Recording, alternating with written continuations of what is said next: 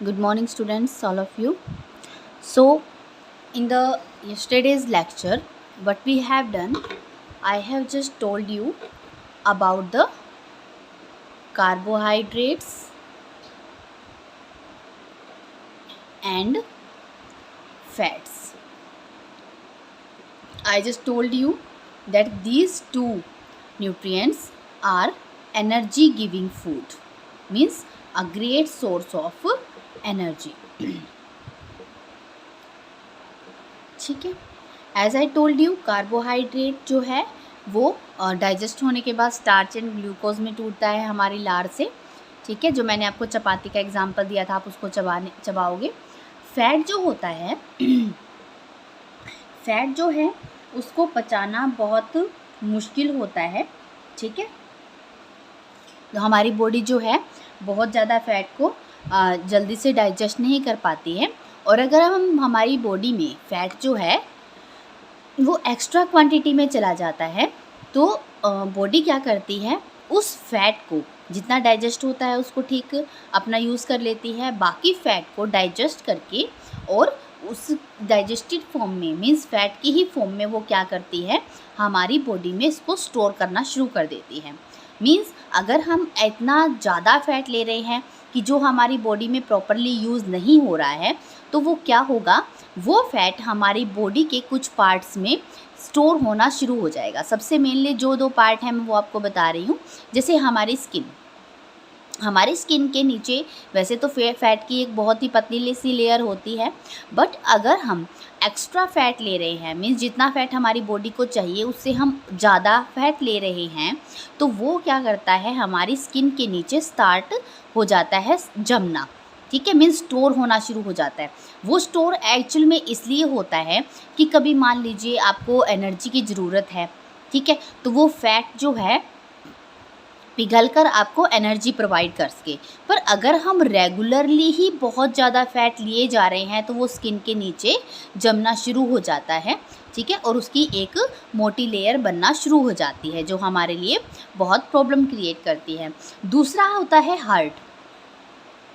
जो फैट होता है वो हमारे हार्ट के चारों ओर जो है जमना शुरू हो जाता है, एक लेयर बना लेता है हमारे हार्ट के चारों ओर। ठीक है, तो वो जो लेयर जो बनती है, अगर हम फैट को रेगुलर ही ज़्यादा क्वांटिटी में लेते रहते हैं तो फिर क्या होता है, वो फैट वहाँ पर रेगुलर जमा होती रहती है, उस फैट को पिघलने का टाइम नहीं मिलता है।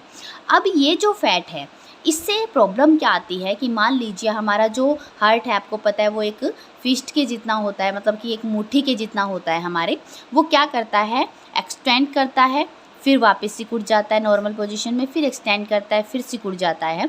ठीक है, तो ये बीट करता है, हम हार्ट बीटिंग बोलते हैं ना, जो हार्ट बीट ऐसे करता है, देखो ऐसे और फिर ऐसे, फिर ऐसे और फिर ऐसे।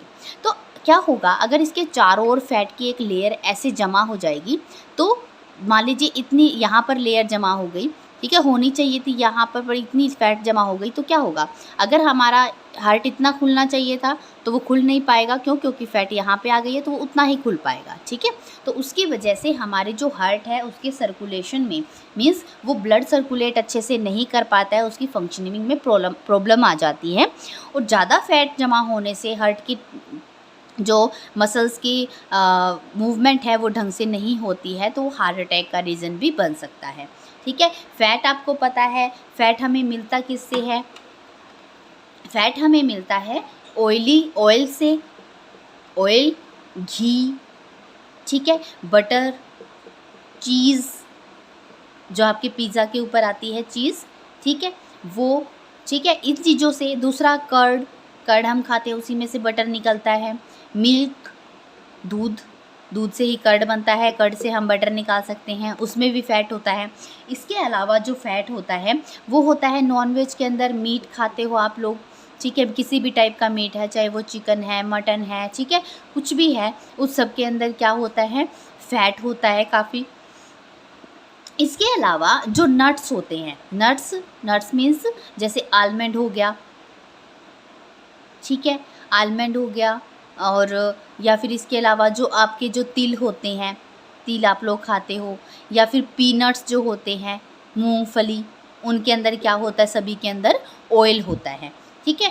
तो ये जो सारी चीज़ें हैं ये हमें ऑयल प्रोवाइड करवाती हैं और इनको हमेशा हमें एक फ़िक्स क्वांटिटी में ही खाना चाहिए। वैसे तो एनर्जी गिविंग फूड है, बट इसकी क्वांटिटी हमें क्या रखनी चाहिए, हमेशा फिक्स रखनी चाहिए, क्योंकि ये हमारी बॉडी में स्टोर होना स्टार्ट हो जाता है। कार्बोहाइड्रेट हमें सबसे ज़्यादा चाहिए क्योंकि ये एनर्जी गिविंग है, इजी टू डाइजेस्ट है, ठीक है। ये फैट की फॉर्म में बहुत कम डाइजेस्ट होता है, इससे जो हमें एनर्जी मिलती है वो एनर्जी मोस्ट ऑफ यूज़ हो जाती है। अब हम बात करते हैं हमारे नेक्स्ट न्यूट्रिएंट के बारे में, और वो कौन है, प्रोटीन, ठीक है। कार्बोहाइड्रेट एंड फैट क्या है, एनर्जी गिविंग फूड, क्योंकि वो हमें एनर्जी देते हैं। इसके बाद आता है हमारा प्रोटीन। प्रोटीन का हमारी बॉडी में बहुत ही बड़ा फंक्शन है। प्रोटीन्स हमारी बॉडी के लिए बहुत ज़्यादा काम करते हैं। ये क्या काम करते हैं, देखिए।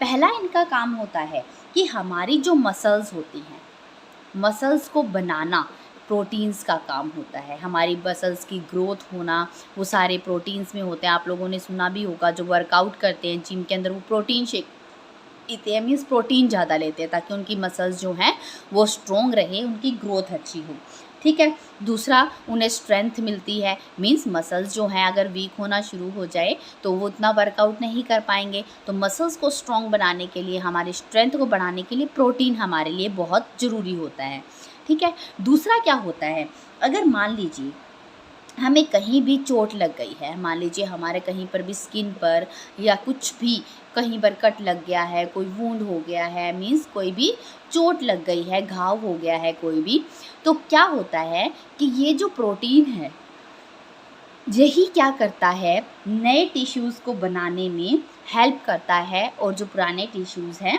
उनको रिपेयर करने में हेल्प करता है। कौन हेल्प करता है, प्रोटीन। अब देखो ये क्या करता है, मसल्स को स्ट्रेंथ देता है, मसल्स को बनाता है, ठीक है, मसल्स की ग्रोथ में हेल्प करता है। स्किन में वोंड हो जाए या स्किन कट जाए तो उन टिश्यूज़ को, मीन्स इसमें जब कोई भी कहीं पर चोट लगती है तो हमारी बॉडी में टिश्यूज़ होते हैं जो कट हो जाते हैं, टूट जाते हैं, तो उन टिश्यूज़ को सही करने में कौन हेल्प कर रहा है, प्रोटीन।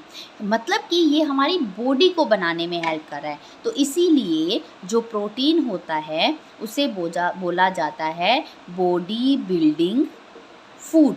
मतलब कि ऐसे न्यूट्रिएंट जो हमारी बॉडी को बनाते हैं उन्हें, ठीक है।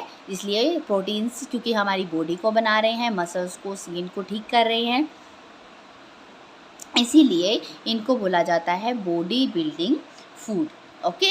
अब जो प्रोटीन्स हैं वो हमें मिलता कहाँ से है, देखिए। सबसे ज़्यादा जो प्रोटीन होता है वो हमें एक तो मिलता है नॉन वेज से। अब आप कहोगे मैम हम तो नॉन वेज खाते नहीं हैं, मीन्स जो बच्चे नहीं खाते हैं तो उन्हें प्रोटीन कहाँ से मिलेगा, उनके लिए कोई प्रॉब्लम नहीं है। जो भी हम बीन्स खाते हैं, किसी भी टाइप की फली खाते हैं या किसी भी टाइप की हम लेंटिल्स खाते हैं, दाल खाते हैं, लेंटिल्स, उन सब के अंदर बहुत ज़्यादा प्रोटीन प्रेजेंट होता है, ठीक है। जितनी भी हमारी पल्सेस हैं सभी के अंदर बहुत सारा प्रोटीन्स होता है, ठीक है। इसके अलावा जो आप नट्स खाते हो, पीनट खाते हो, कैश्यूज़ खाते हो, या फिर आप बादाम खाते हो, ठीक है, किसी भी टाइप के नट्स आप खाते हो तो उसके अंदर क्या होते हैं, बहुत सारे प्रोटीन होते हैं। कई बार आप लोग भुने हुए चने खाते हो, उसके अंदर बहुत सारा प्रोटीन होता है। चने वैसे आप खाते हो, भिगोकर खाते हो तो उसके अंदर बहुत सारा प्रोटीन होता है, ठीक है। तो इसके अलावा हमारा जितने भी टाइप के मीट होते हैं उसके अंदर, फ़िश जो खाते हैं, जो नॉनवेज खाते हैं, चिकन के अंदर, ठीक है, इन चीज़ों के अंदर क्या होता है, बहुत सारा प्रोटीन होता है। इसके अलावा प्रोटीन जो होता है, देखिए जैसे अब हर जगह मिल्क की बात आ रही है, मिल्क में कार्बोहाइड्रेट भी है, फैट्स भी है, ठीक है। उसी तरह से मिल्क जो है या फिर मिल्क के जितने भी प्रोडक्ट्स हैं या फिर मिल्क प्रोडक्ट्स, अब कई बार हम सोचते हैं मिल्क के प्रोडक्ट्स कौन से होते हैं। मिल्क के प्रोडक्ट्स सिंपल सी बात है कि उसमें जो कर्ड है, ठीक है, या फिर बटर मिल्क है, या फिर आप ये कह सकते हो बटर है, उन सब के अंदर क्या होता है, प्रोटीन प्रेजेंट होता है, ठीक है। तो प्रोटीन्स क्या है हमारे लिए, बॉडी बिल्डिंग फूड, ओके, क्योंकि ये हमारी बॉडी को बनाता है। मेनली इसको याद करने की बहुत कम ज़रूरत होती है। आप ये समझिए जितने भी टाइप के बीन्स होते हैं, पल्सेस होते हैं, ठीक है, उन सब के अंदर क्या होता है, प्रोटीन प्रेजेंट होता है। हमारा जो एग होता है, एग के अंदर भी बहुत सारा प्रोटीन होता है। ठीक है, आगे देखिए, अब हम बात करते हैं सेकंड हमारे जो न्यूट्रिएंट है, vitamins and minerals. Vitamin and minerals जो होते हैं इनको कहा जाता है protective food. Minerals and vitamins को क्या कहा जाता है? Protective food. प्रोटेक्टिव फूड का मतलब क्या होता है? ऐसे न्यूट्रिएंट्स जो हमें प्रोटेक्ट करते हैं, बचाते हैं। प्रोटेक्टिव फूड पर किससे बचाते हैं? जो हमें डिजीज़ से बचाते हैं। डिजीज़ किस वजह से होती हैं? अगर मान लीजिए हमारी बॉडी में किसी भी विटामिन की, किसी भी मिनरल की कमी हो जाए तो हमारी बॉडी डिजीज़ पकड़ जाती है। ठीक है, डिजीज़ उसके अंदर आ जाती हैं। तो विटामिन्स एंड मिनरल्स हमें किससे बचाते हैं? डिजीज़ से बचाते हैं। ठीक है, तो इसीलिए इनको क्या कहा जाता है? प्रोटेक्टिव फूड कहा जाता है। तो इसके बारे में हम नेक्स्ट लेक्चर में बात करेंगे। Okay, till then good bye students.